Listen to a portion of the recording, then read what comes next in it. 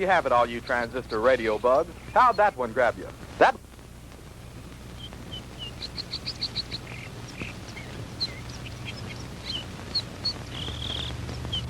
Howie, for heaven's sake, it's almost dark. If you don't hurry up, we're going to be late for the game. Margie, have you ever tried to fix a fuel pump to a rock and roll beat? Well, I'm sorry it made you nervous. I just thought it was a good chance to get in some practice. It's okay. Forget it. Nothing I can do anyway. At least not way out here. Well, I wish you hadn't taken this crazy nowhere shortcut. Boy, this is like Lossville. I know. I goofed. And I've got to get some help if we're going to get there in time for the kickoff. Hey, didn't we pass a farmhouse about a mile or two back down the road? Yeah, that's right. Back around the curve. Come on, we'll be shorter through those woods.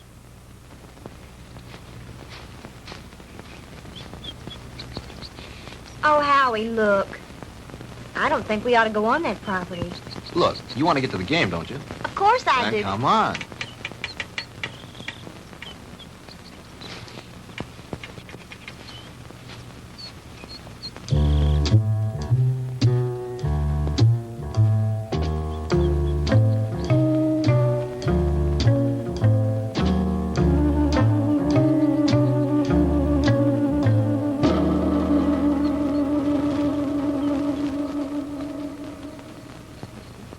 Howie, it's cold. It's so dark, we should have brought the flashlight. It isn't working. Batteries are down and I forgot to replace them.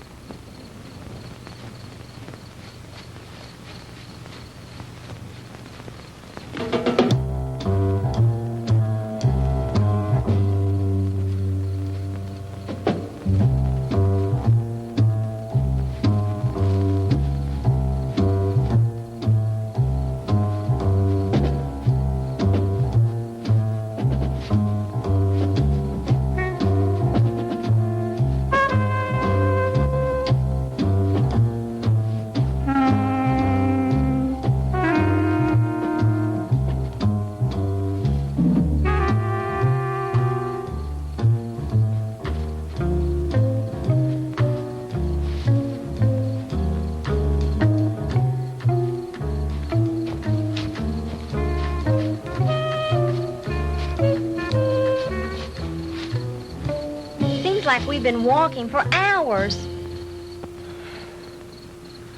Well, it can't be much further now. Hey, there's a light.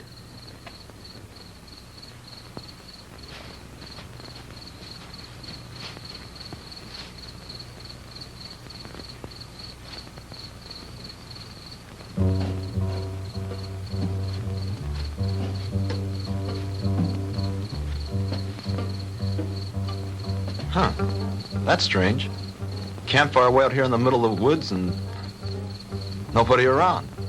Kind of creepy, isn't it? Yeah. Hold it right there, both of them. Hey, Dad, what are you made up for? I mean, what's the bit? Hey, now, don't point that thing at us. It could go off. Come on now, who are you guys? What kind of a joke is this? I mean, out here in the middle of... Joke, boy? You think this is a joke? Howie, I'm frightened. Look at him. It's got to be some kind of a gag. This can't be for real.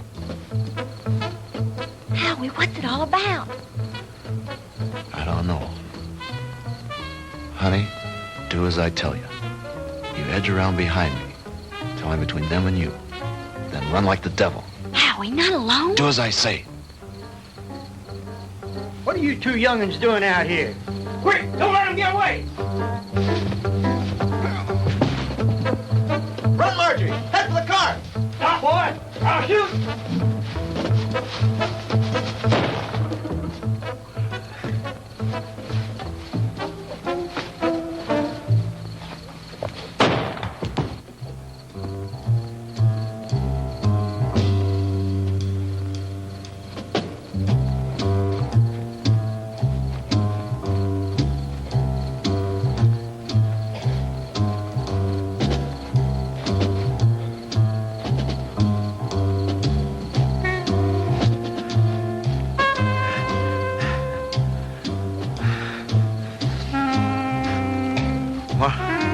Margie?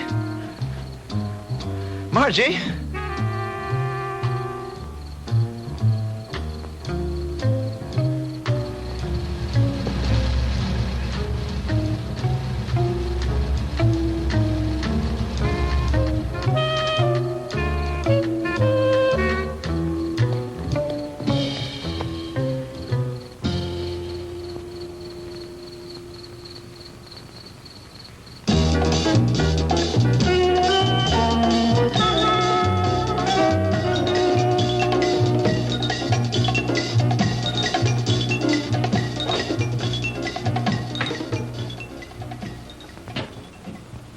Oh, hello, Jim. What do you need?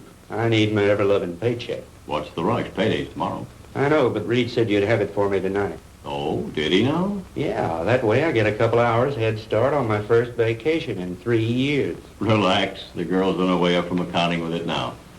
Where you going on this vacation? Some place that can't be reached by telephone, telegraph, teletype, or carrier pigeon. You don't think we'd interrupt your vacation now, do you? Why not? You guys did it for the last 2 years. Jim, nice story you turned in. Well written. Had a lot of punch. When he talks like that, he wants something. As a matter of fact, there's one little favor I'd like to ask you to do before you leave. Uh-oh. Here it comes. As a matter of fact, here it is. The accounting department is certainly coming up with much more interesting figures lately. See you guys. Oh, come on, Jim. Well, this will just take a few minutes. Not much out of your way. All you have to do is get a few details and phone them in from there. From where? Carver Street Hospital. Murphy called in from police headquarters, and some college kid was brought in with a gunshot wound. Here's his name. Why doesn't Murphy cover it? He's on police tonight. He's busy on the cat burglar story. Who shot the kid? That's what I want you to find out.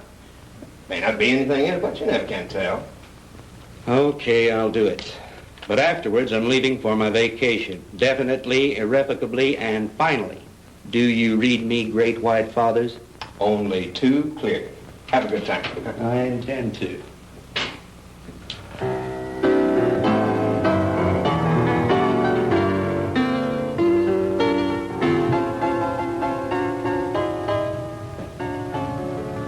Hello, blonde girl. Why, James Crandall, what brings you here? Now, don't tell me. Let me guess. They sent you down for an egoectomy. Oh, what? An egoectomy. They're going to cut out that big, fat ego of... Oh, that's funny. Funny. I want some information. Like what? Like, you got a boy here. Howard Ellison, college kid, in some kind of shooting scrape. That's the kid they brought in this evening. But I don't think he's having visitors. Well, could I speak to his MD? Mm-hmm. That would be Dr. Wilson Blake. Ah, yes. Blake of the Rusty Scalpel. Oh, you know him? I should. He broke into me once and stole an appendix. Oh, funny. That's funny. He's in his office. I know where he is. Dig you later, Angel. Yes, that's all right with me, Dr. Thornton. 10:30 will be fine. Yes, I think the whole administrative staff should be there. Fine. See you in the morning, Doctor. Goodbye. Come in. Jim Crandall.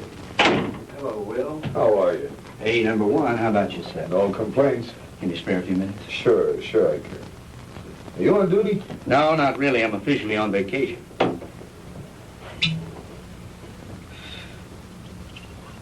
Soda? Just straight, thanks. I bet you're here for a story on that Ellison boy. Good bet. Sit yourself down. So are some friends of yours.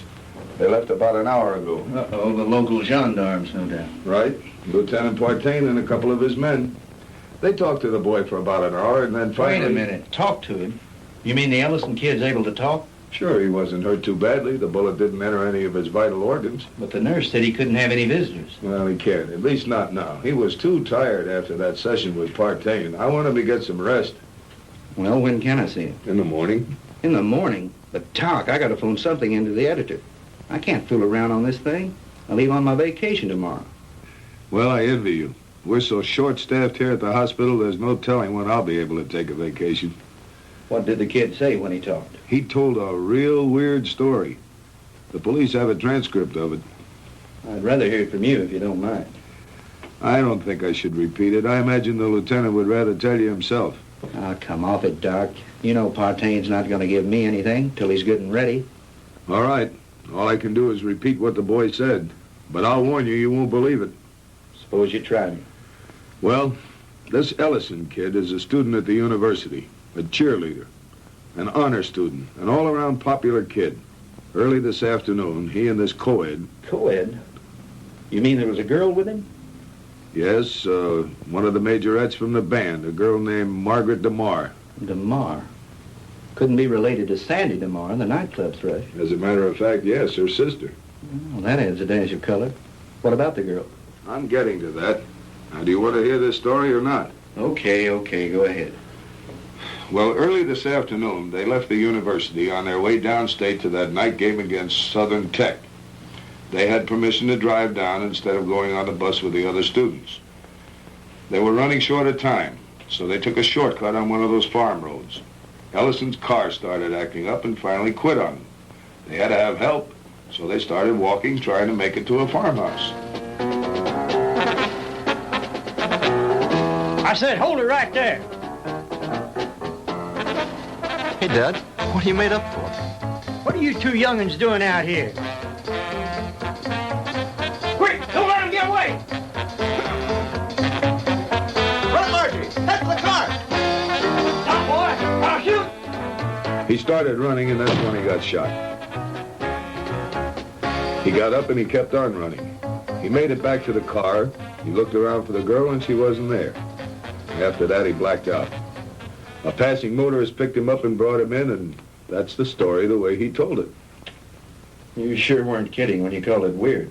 I've heard some screwy ones in my time, but this one takes the prize. Yeah, that was exactly my reaction, at first. What do you mean, at first? Well, sometimes I'm forced to alter my opinion by certain evidence. I don't know if you're aware of it, Jim, but my hobby is American military history. I collect historical military objects like some men collect stamps, like this item that was brought in by a patient a couple of months ago. You know what that is? Well, it looks like some kind of rifle slug. Mm-hmm. I have a cigar box full of those at home. My brother and I used to find those in the woods and dig them out of trees when we were kids, back in Georgia 30 years ago. It was one just like the one you're holding now that I took out of young Ellison's body and gave to the police this evening. And if you ask me, they're going to have to dig a long way back in their ballistics file to find anything that matches that. Yeah? Yeah. You see, that's a mini-ball. The kind of a bullet they used during the Civil War.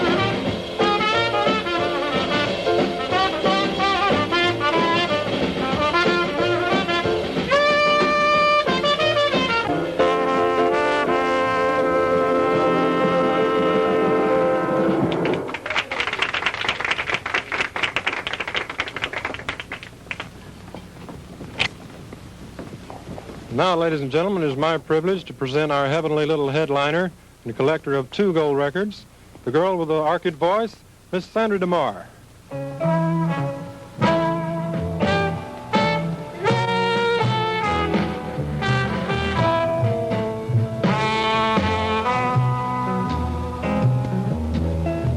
Go on away and leave me alone. I want to be by myself when I cry. And there's gonna be some crying, 'cause I just told my baby goodbye. Get out of here and leave me alone. I don't care whether I live or I die, 'cause my life's already over. It ended when he told me goodbye.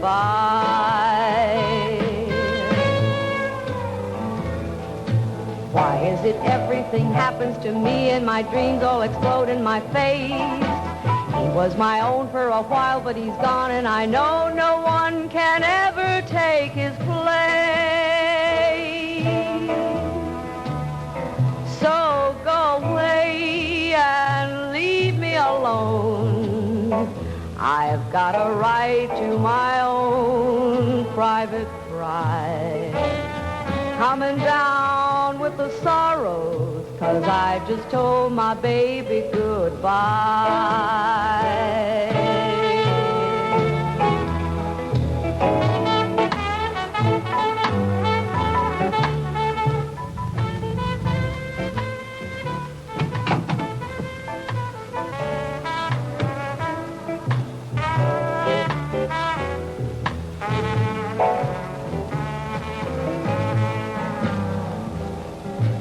Why is it everything happens to me and my dreams all explode in my face? He was my own for a while, but he's gone, and I know Good evening, no Lieutenant. one. Evening, Ramon. No Is this visit official? Oh, there's nothing to worry about.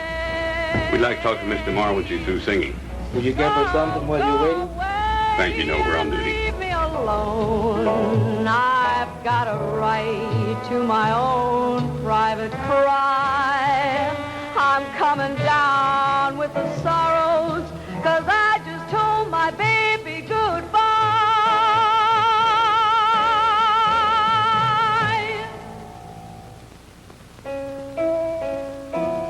'Cause I just told my baby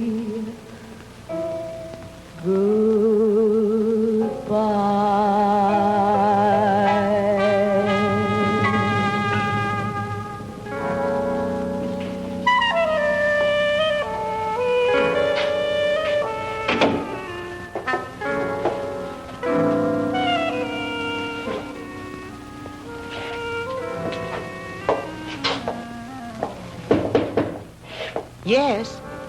Sandy, are you decent? Yes. 2 gentlemen from the police department want to talk to you. Police? Yes, Miss DeMar. I'm Lieutenant Partain, and this is Detective Lasky. We're just making a routine investigation. Have you heard from your sister this evening? Margie? Why, no. Why do you ask? Well, we just thought she might have called you. You see, we have reason to believe she may be missing. Missing? I don't understand. She's at a football game in Stephenville with Howard Ellison. I'm afraid not, Miss DeMar. Maybe you'd better sit down and let me tell you all that we know about it so far.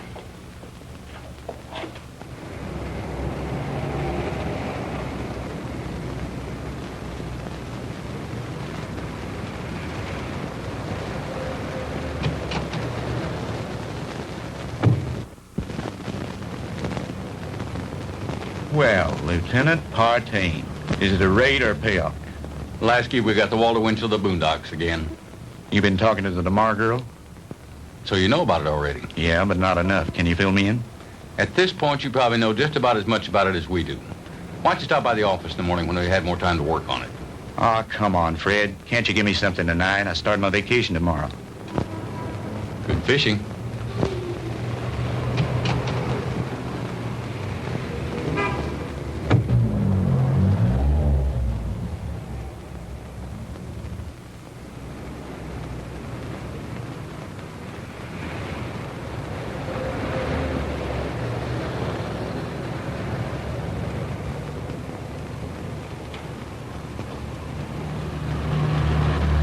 Miss DeMar? Yes?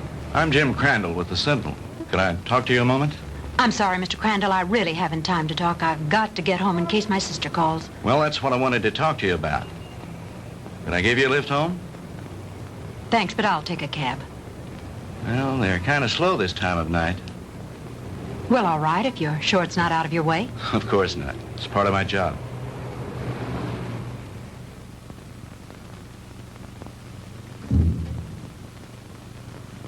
What's the matter? Mr. Crandall, I'm too upset to go home. You know my sister's missing. Yes, Do you know where it happened? just about. Would you drive me there? It's nearly 1 o'clock in the morning. Besides, what if she calls you? If she were going to call me, I'm sure she would have done so by now. It's nearly a 45-minute drive up there. Howie was picked up on a farm road just this side of Stephenville. If it's too much trouble, you can drop me at my apartment and I'll take my car. You're pretty determined to go, aren't you? If my sister's in trouble, I've got to be near her. Hop in. I need to go up there myself.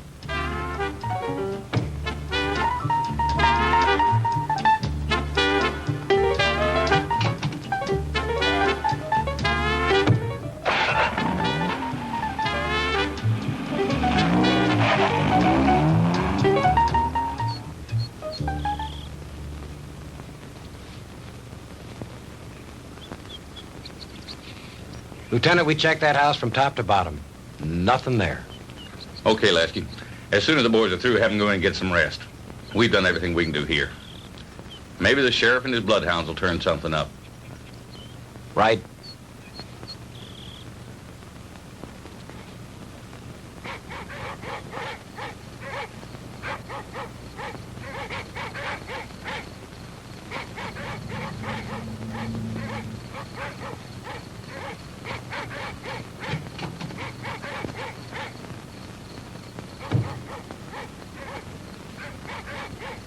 Lieutenant Partain around? He's up in the woods someplace. Evening, ma'am. Has there been any news of my sister? You're Sandra DeMar? Here comes Partain now.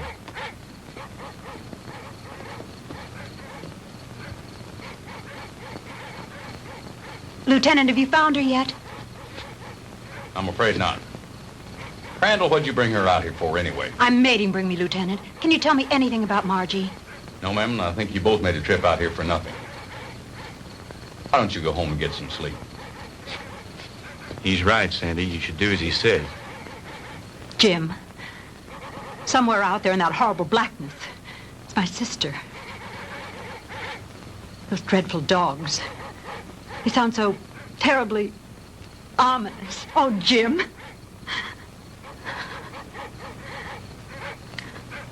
Come on. We'd better get back.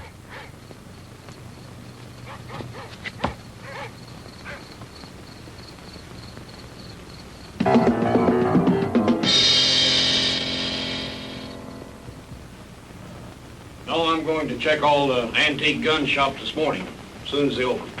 How about the kid's parents? You contact them? Lieutenant, Ellisons live in Denver. I tried all night to call them, but they weren't home. How about a cup of coffee, Jim? Yeah, black. What about the kids at the university? Ellison's fraternity brothers. I talked to everyone in the dorm. They like him. What do his professors say about him? Bright, popular boy, good scholastic records, level-headed, down to earth. Not the kind to make up wild stories. Well, that cracks another one of our little theories wide open. You just getting here? Some of the other fellows came in a couple of hours ago. Yeah, I was out with the sheriff and his bunch. And have we got a Lulu? Yeah, what is it? The girl's sweater. We found it out in the woods not far from a smoldering campfire. Go on. Well, we gave the scent to the dogs, and they took off like Moody's goose.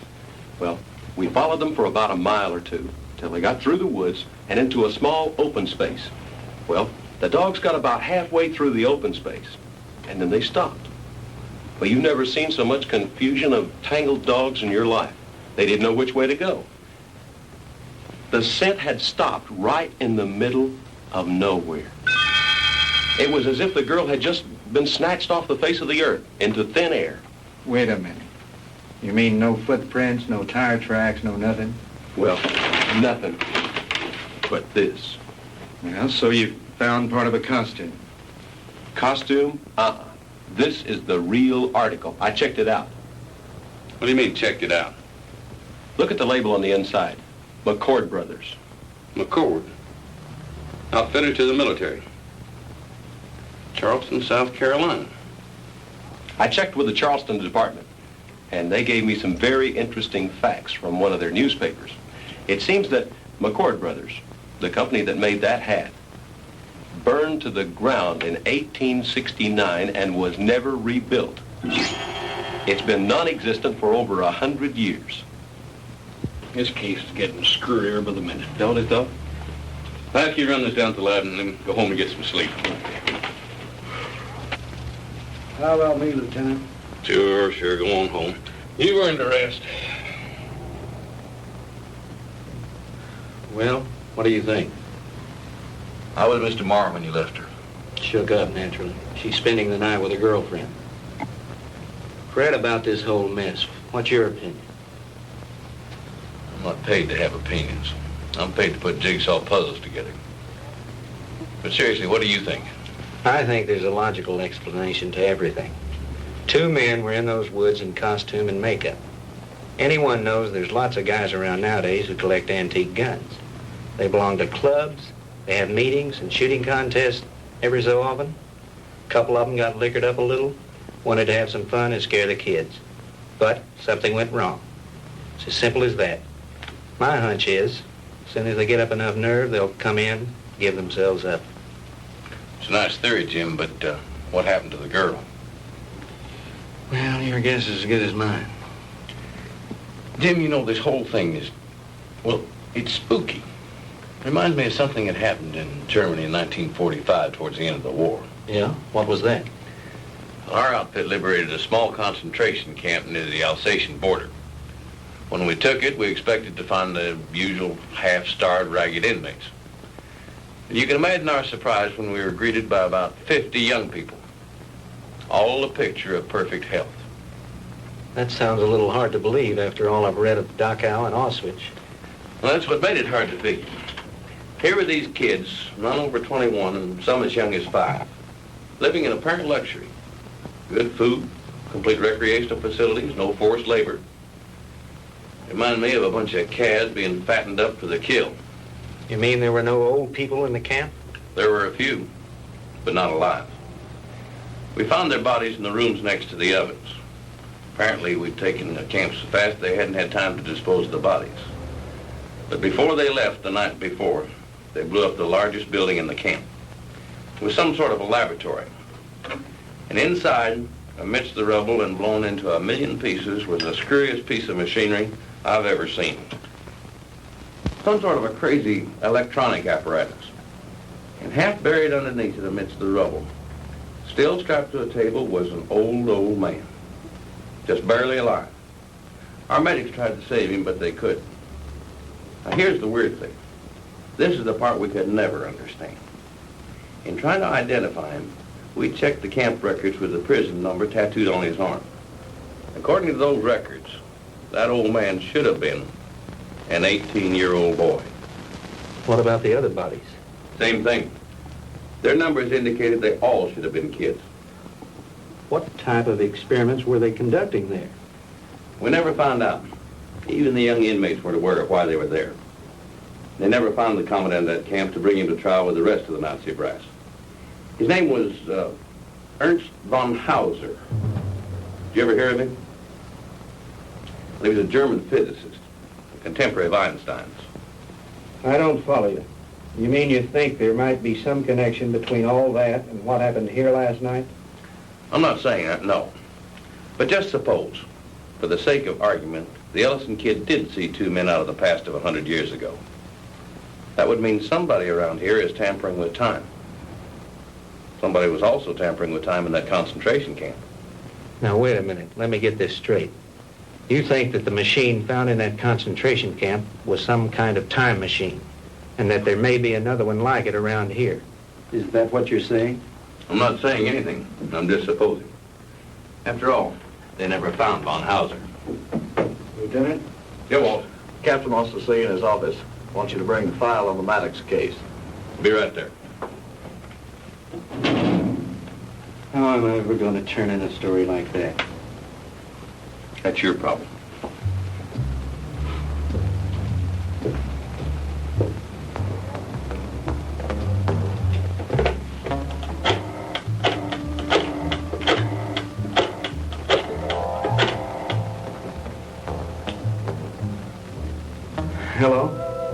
me the city desk.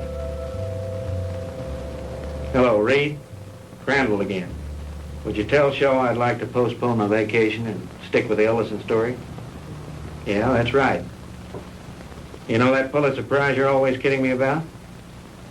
Well, if this thing turns out to be what it looks like, I just might win it. No, nothing new at the moment. I'll keep you posted. Yeah, I've got a little research to do in the library. Then I'm going to the hospital to interview the kid. Right. Talk to you later.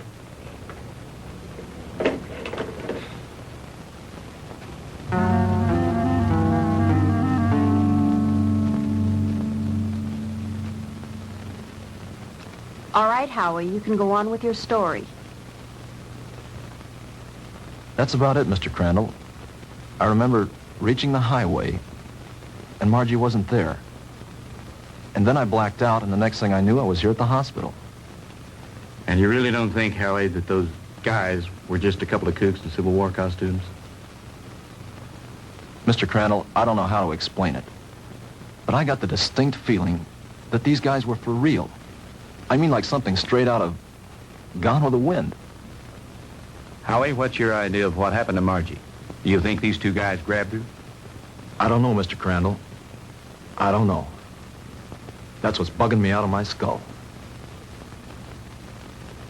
Nurse, is Mr. Ellison awake? Yes, he is. He has another visitor, but you can go on in. Thank you.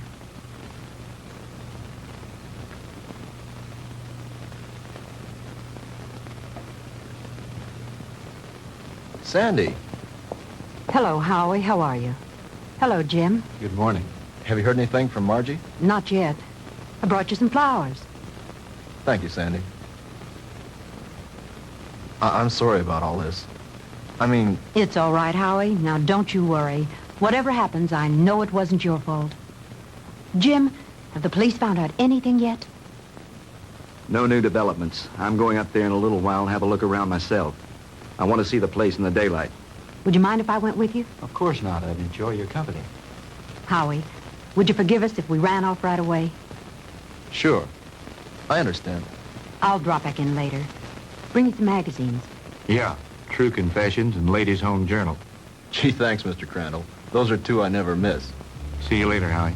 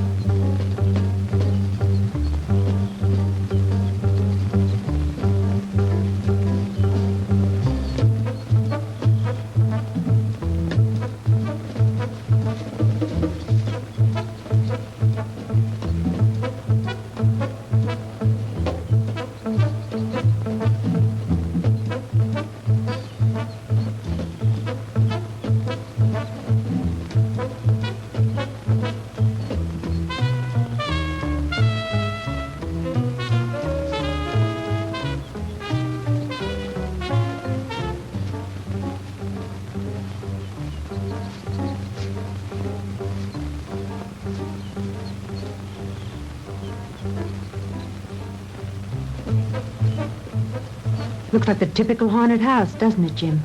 Yeah. The meadow where they found the cap and where Margie's trail ended is supposed to be nearby. Do you think this old place has anything to do with her disappearance, Jim? I don't think so. They searched it and didn't find anything. Her sweater was found somewhere in those woods. I think I'll have a look around.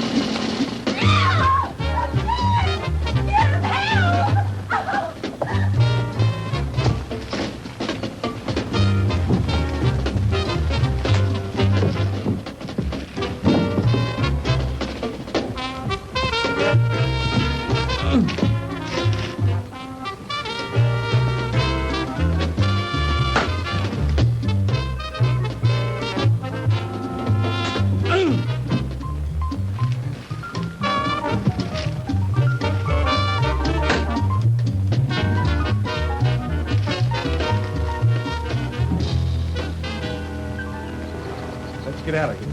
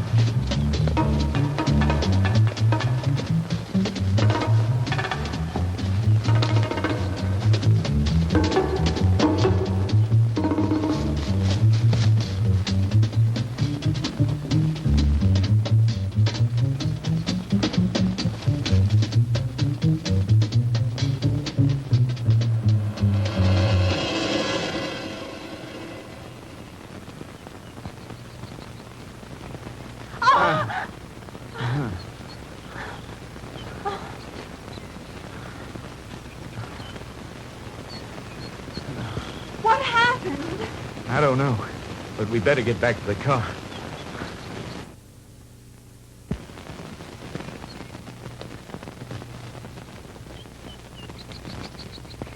Jim! Well, the car! It's gone!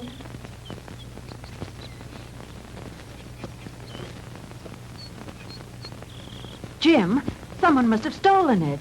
I would have heard the motor start up. Besides, I have the key in my pocket. Well, this must be the wrong place. This isn't where we left it. This is where we left it, all right. But it looks different here. There are more trees than there were before. And that fence, that wasn't here when we came down the road. And the barbed wire fence is gone. Jim, we're lost. I don't think so. At least, not the way you mean. Jim, I'm frightened. It's all right. Let me think a minute. This road was paved, and now it's dirt.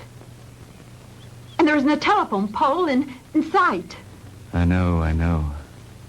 Jim, what is it? What's happening? I don't understand it. Where's the car? Where are we now? Jim, I know you know what's happening to us, and you won't tell me. And why not? What's going on? Fantastic. Incredible. I never really believed it. Tell me what's happening. Sandy. What's going on? What dreadful thing Sandy. is happening? Tell me. It'll be all right. Everything's going to work out. But we have to keep our heads. I believe our best bet is to follow this road and see where it leads. Come on.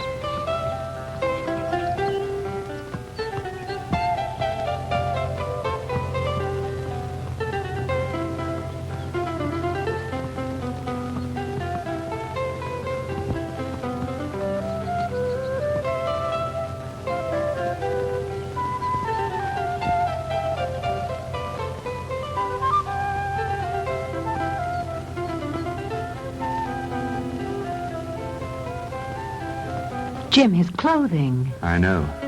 Ours are just as strange to him, especially your short skirt. Friend, what year is this?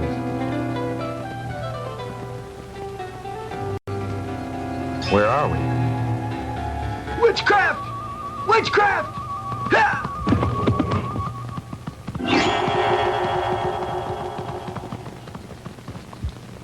Jim. Honey, I don't know how to explain it, but somehow we've been set back in time. But Jim, that's impossible.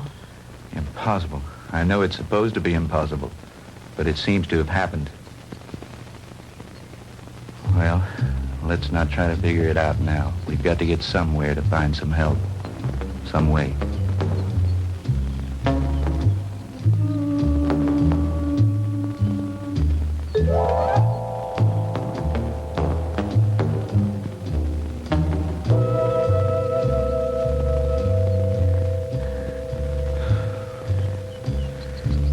Jim, I'm sorry, but I don't think I can go any farther. I simply have to rest. All right. We'll stop for a while.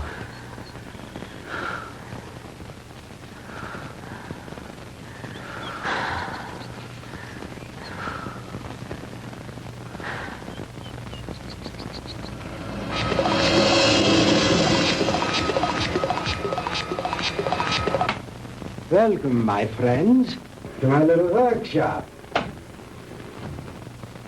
Do not be alarmed or cause unnecessary commotion. You are in no danger. At least, not for the moment. Won't you please step out?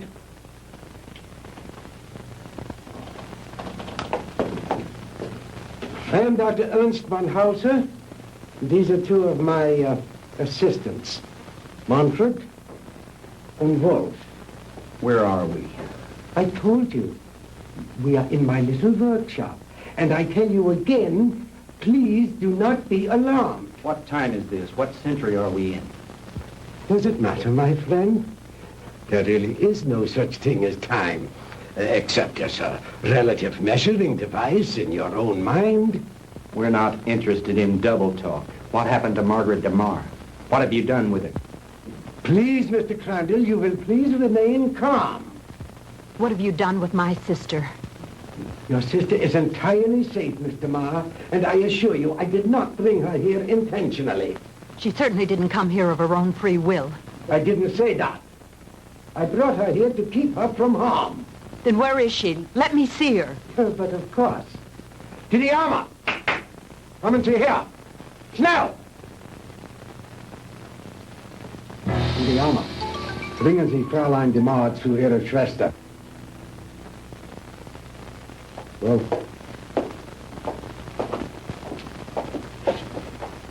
no need for alarm, Mr. Crandall. She'll be all right. She'll be able to freshen up. He will even furnish her a change of clothing.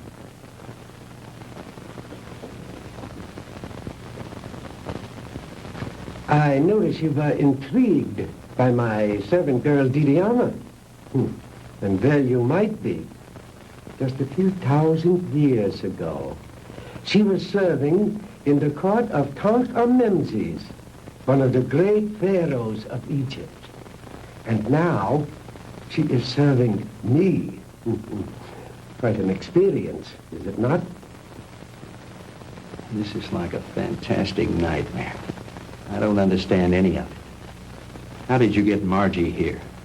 I was conducting an experiment with a pair of gentlemen from the past.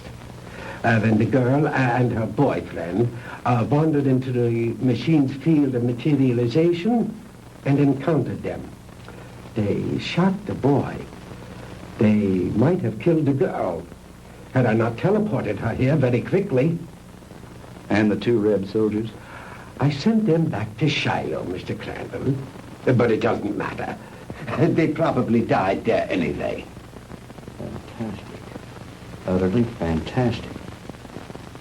Tell me, Doctor, why did you send Sandy and me back to 1789? I admit I took advantage of you to conduct a little experiment. Oh, it was a little dangerous, but you see, no harm has come to you. Super spectronic relativity? I believe that's what you once called it. Oh, then you are familiar with my work. To some degree, yes. I read up on you this morning in the library after talking with the police. Oh. And what did you learn about me? Quite a bit. I know of your early career and some of the brilliant discoveries you made in the field of physics, and that you were expelled from the International Congress of Physicists because of your theories. Oh, that was a humiliation which will soon be avenged, Mr. Crandall. But go on. What else did you learn of me? Well, I know that you were a friend and sponsor of Adolf Hitler, that you helped elevate him to power in the 30s, and became the organizer and administrator of his Department of Scientific Warfare.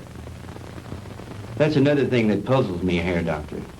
Why a man of your brilliance should identify himself with a fanatical madman like Hitler. How dare you refer to Adolf Hitler as a madman? He was a great genius, ahead of his time. The world, in its ignorance, was not ready to accept him. The world did not accept him because he was a lunatic, bent on enslaving it. Do you call a man who is responsible for the mass murder of millions a great man, a genius?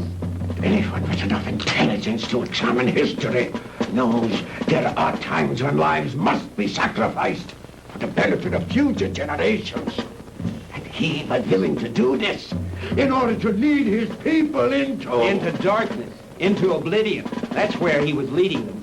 And like all other power-crazed dictators before him, he failed. Thank God there were people in the world with enough courage to resist and to conquer him. What do you know in your stupid, petty little mind?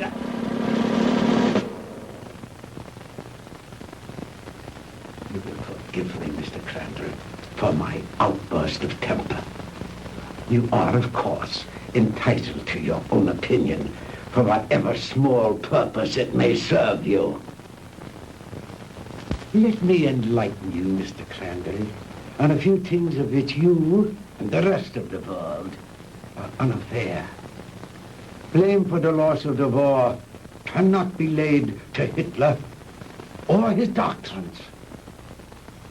It was I who failed him. Me and the General Staff. He called for weapons, super weapons, to turn the tide of war in those last few days. Because of my inability to deliver those machines soon enough, we were defeated. It might interest you to know that during those last few months of the war, we had almost perfected weapons so far in advance of anything that had gone before them as to make modern warfare in all its forms completely obsolete. Oh, if we had only had time for further experiments. I know of some of your experiments, like the ones carried out in a certain concentration camp. Oh, then you know about the aging machine. Yeah, they had almost perfected that one when the war ended. Oh, but that machine was one of the more primitive devices, like the jets and the rockets that we used so briefly. We were in the final stages, Mr. Crandall, of perfecting weapons that were truly astounding and against which you would have had no defense. A cannon that killed with sound waves, yet was completely silent. A giant generator gun that could electrocute whole armies in the field. Oh, and more, many more. If we'd have only had a few more months to perfect those weapons, we could have plucked victory from the jaws of defeat. The Third Reich would have endured, not for 1,000 years as the Fuhrer dreamed, but forever. But the fact is that you failed, Herr Doctor. Failed and lost. But you are forgetting one thing, Mr. Crandall. That was 20 years ago. Since then, I have perfected and even improved on my original weapons. And we have conquered time. Dr. Einstein's so-called fourth dimension. Hitler will return, Mr. Crandall, and soon. Your victory was but a temporary one.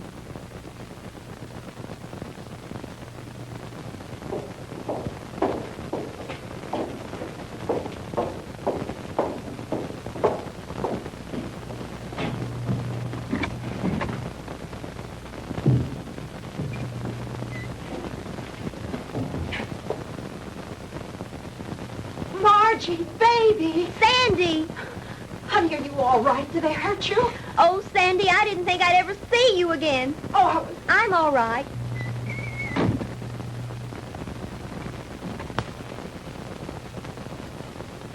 let us out of here. Open this door. Let us out. Please, don't let them keep us here.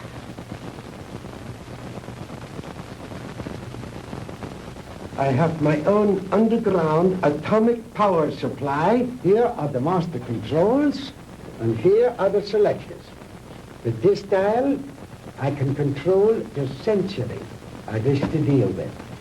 These other dials, of course, are for the selection of the year, the month, the day, even the hours and minutes, and even seconds.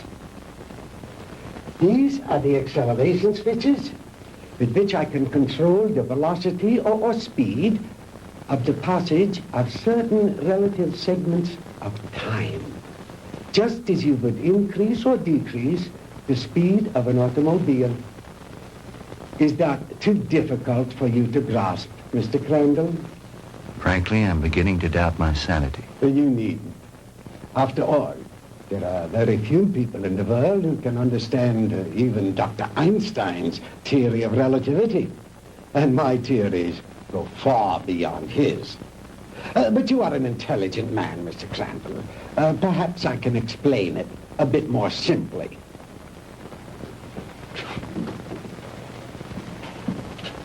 We will let this line represent the world. With a line here to represent the equator, and a mark here and a mark here for the north and south poles. If an aircraft starts here, this side of the equator, and starts going up and up and up, it is going north, toward the North Pole. But the instant it passes over the pole, it is no longer going north. It is going south. And yet, it has not turned or changed its direction in any way. Now, that is the simplest way I know of to make you understand how my theory of superspectronic relativity was first developed. It has long been established that time and space do not exist except in relation to each other. Therefore, they are inseparable, indivisible, a space-time continuum. The faster we travel in space, the faster we travel in time. Now, let me use this short vertical line to represent an instant of time, on this horizontal arrow to represent velocity or speed. Now then, scientists have long held that light is the top limiting velocity in the universe. In other words, there is nothing in the world faster than light. And yet it is known that beta particles ejected from the nuclei of radioactive substances can attain velocities up to 99% that of light. Now, I have always based my theories on the premise that there is no limit to space. The universe is limitless. Well, if there is no limit to space, then there is no limit to time, and no limit to velocity. Therefore, I thought there must be something in the universe that was faster than light. Oh, the years of frustration and failure before I finally had to submit to the one irrevocable fact: there is nothing in the universe faster than light. But I discovered a new ray in the spectrum with a wavelength infinitely shorter even than that of the cosmic ray. This ray I called the minus ray. I'm afraid you lost me, Doctor. Well, in other words, while I discovered that the velocity of light is indeed the top velocity in the universe, that velocity need not remain constant. I discovered that through minus rays, velocity could actually be accelerated. And let me illustrate in this way. This line represents an instant in time. An instant, that is, in relation to our immediate vicinity in space. Now, if you enter a dark room or flip a switch, that room is instantly flooded with light. That is because that light, traveling at its great velocity, takes hardly any time at all to cover that small area of a room. It is immediate, instantaneous. Now, if that light had traveled any faster, it would have come on before you flipped the switch. Are you beginning to understand? I think so. Fine. Now then, just as I illustrated a moment ago, with the airplane flying up over the world, heading north until it passed over the North Pole, then its direction became south. The same thing is true in a sense of time. If the velocity of ordinary light, represented by this arrow, should be accelerated, then it will pass beyond the instant, represented by this vertical line, and no longer be moving in the direction of the future, but it will be moving in the direction of the past. It will no longer be going forward in time, but backward. The greater the velocity, or I should say, the greater the acceleration, the further back in time it will travel. In other words, if a guy left New York for Los Angeles and traveled fast enough, he'd get there before he started. You joke, Mr. Crandall, but crudely expressed, that is exactly what would happen. Why are you telling me all this?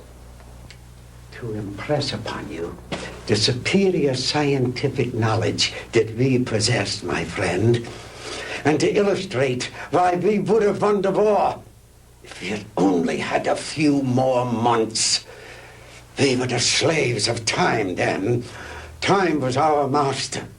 But I have changed all that. Now we are the masters, and time is our servant. Ah, you Americans are an egotistical, arrogant lot. How proud and superior you felt as you strutted through the ruined streets of our cities. The proud conquerors claiming the spoils of war. But that is only temporary, my Yankee friend. Soon Hitler will return. We will rewrite history. And the Third Reich will endure. Not for 1,000 years or 100,000 years, but forever. Immortality. The age-old dream of man is ours. The rest of the world will fall at our feet, and we shall rule for all eternity. Oh, good.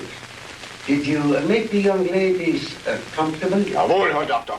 And Manfred, did you see that Mr. Marr had a change of clothes? Jawohl. Good.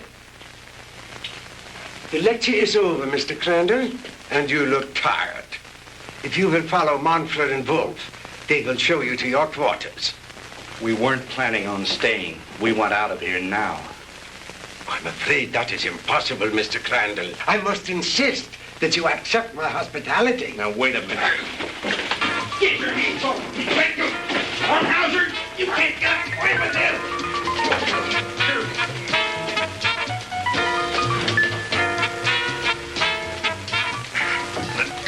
Jim. Jim. Sandy, are you all right? Oh, yes, we're all right, but why are they locking us up? What are they going to do with us? Nothing if I have anything to do with it. Oh! Oh, don't hurt him! Oh, don't hurt him! Oh.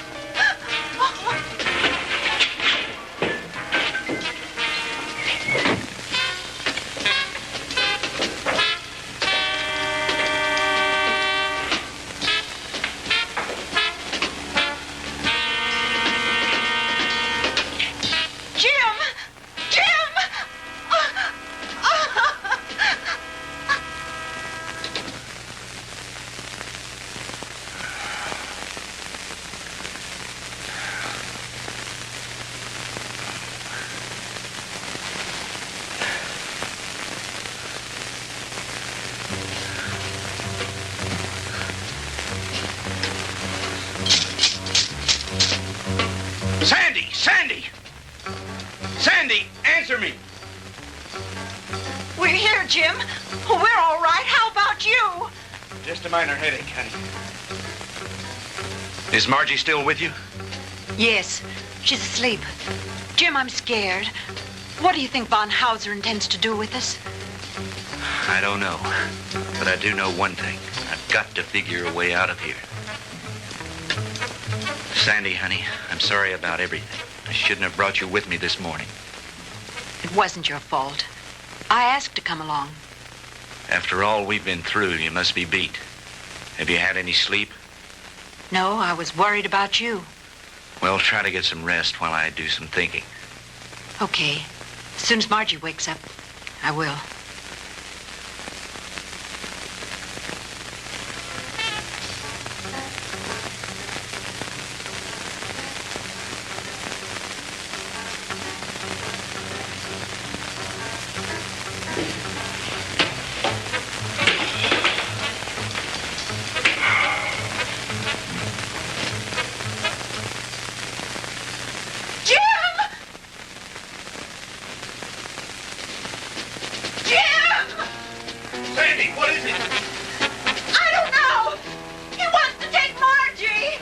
Kommen Sie her, Fräulein.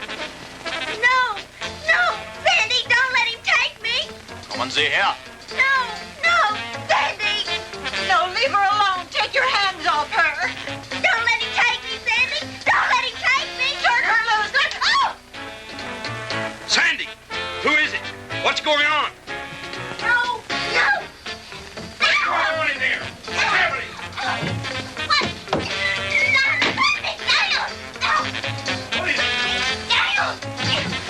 What are you doing? Where are you taking her? Margie.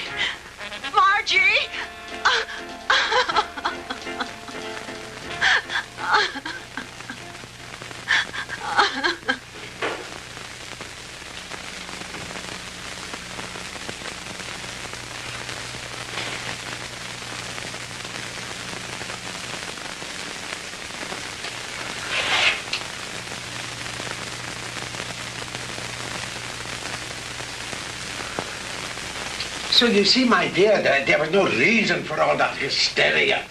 You've really nothing to fear. While I have never before tried sending anyone into the future, there is no reason to believe that the experiment will not be successful. And if something should go wrong, it will happen so quickly, you'll never feel a thing.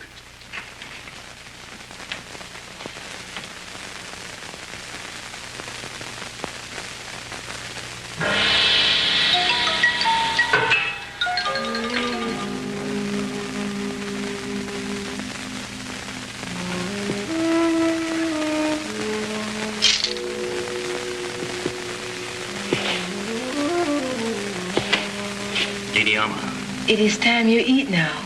You speak English? Many others before you, they teach me talk. You mean there have been other prisoners here? Many. Are there any others here now? They all disappear. You eat now. It is all they give me for you. It's all right. At least it's better than nothing. Didi Alma, you've got to help us. You're our only hope. No. I cannot help you. But you've got to. You're the only one. If you could get hold of the keys. No.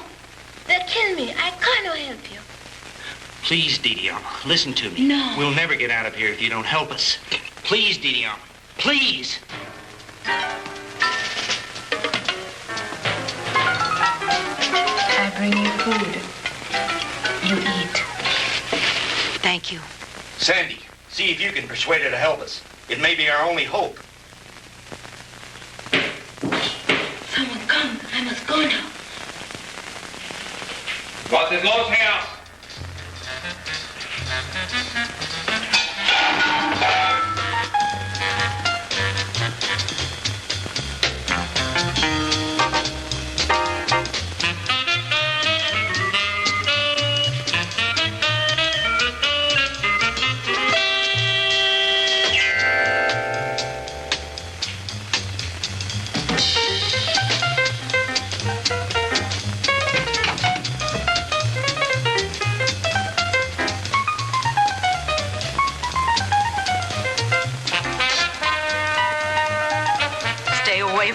me. Oh!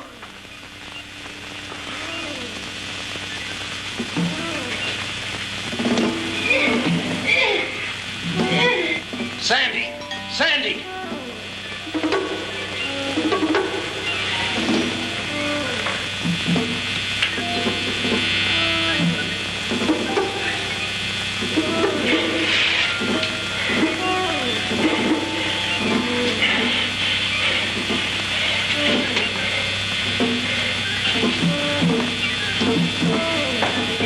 Sandy! Sandy!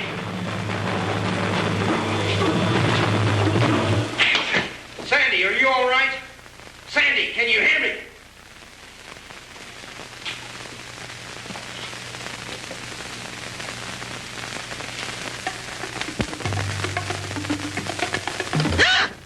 Sandy, honey, thank God you're safe. Quick, get his keys.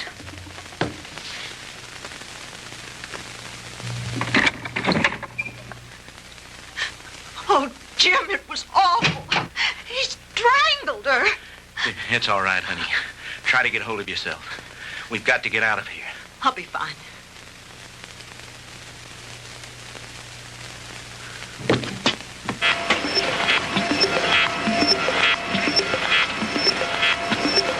I told you, Mr. Maud, the struggle is useless. You will only tire yourself needlessly.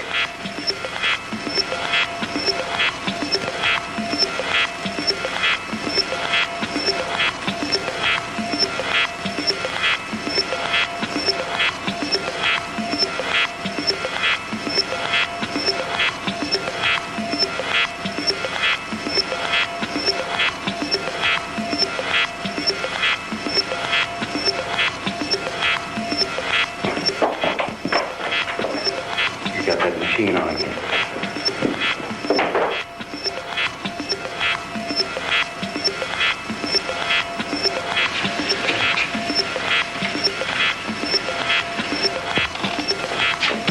Switch it off, Doctor.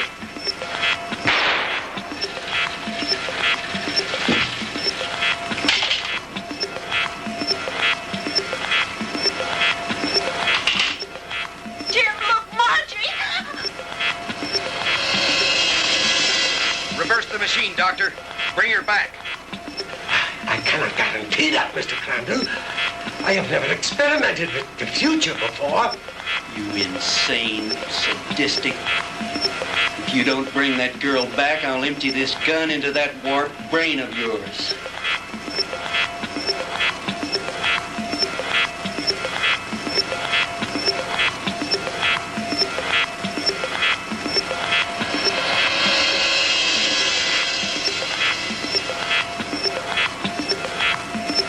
Margie, darling. Margie.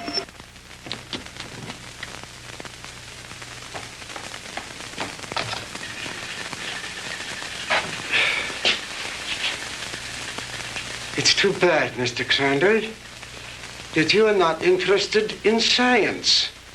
But you Americans are so impractical anyway. Jim, look out!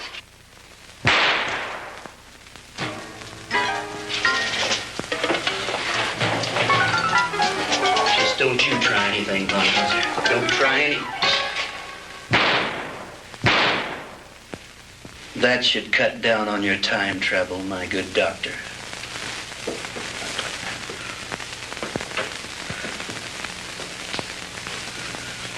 How about the attic? You searched that, didn't you? Yes, sir. That's where we found the Nazi soldiers and their radar equipment. Then this house has some connection. Crandall's car was found not too far from here. Von Hauser's headquarters must be around here somewhere.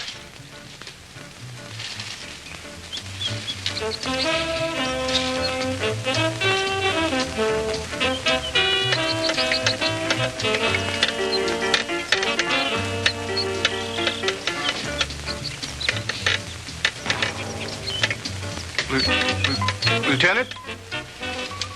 Yeah?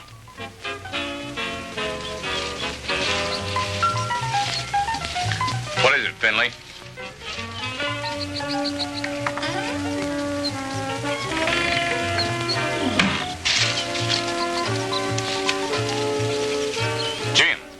to Mars.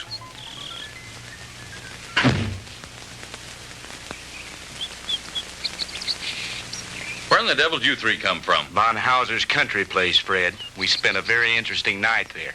Where is Von Hauser? Down there in his laboratory. Listen. What's that sound? That's the machine. You'd better stop it before he gets away. Lasky, you come with me. Then you stay here with them. What machine? The time machine. The what machine?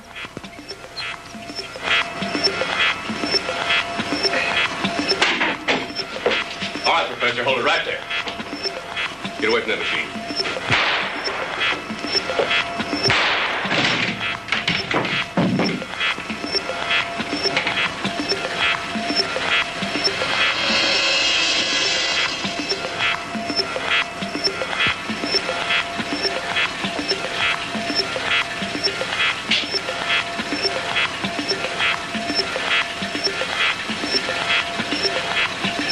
If I hadn't seen it with my own eyes, Lieutenant, I wouldn't believe it. I know.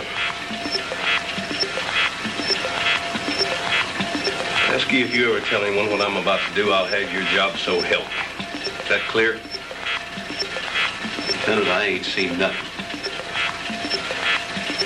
Well, I don't know what makes this contraption work, but I think I know a darn good way to shut it off.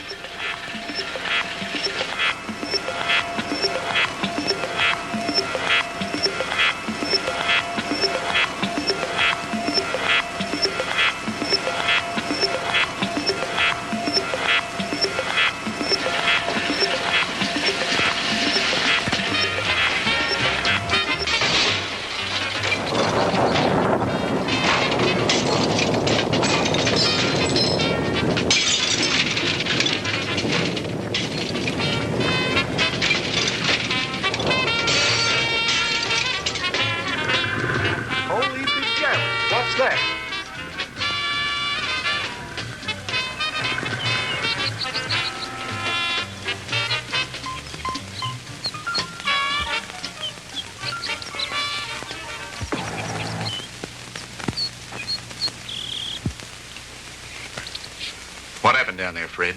Forget it. Finley, call Miller at headquarters, have him send some of the boys out. Are you two all right? Everything's fine, thank you, Lieutenant. Why don't you take the two ladies home? Come on, Lasky.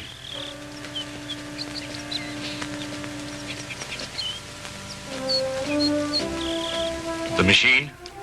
Mangled beyond repair or recognition. Too bad the big brass didn't get a chance to look it over, isn't it? But why, Fred? You had no right. No right, huh? Listen, the way I figure is like this. Sooner or later, some other joker is going to invent a machine just like it. Maybe by then the world will be ready for it. God only knows we aren't now. Hydrogen and bombs are enough for people to worry about. Yesterday should be left alone. Because today, the world has enough problems just trying to make sure we'll have it tomorrow.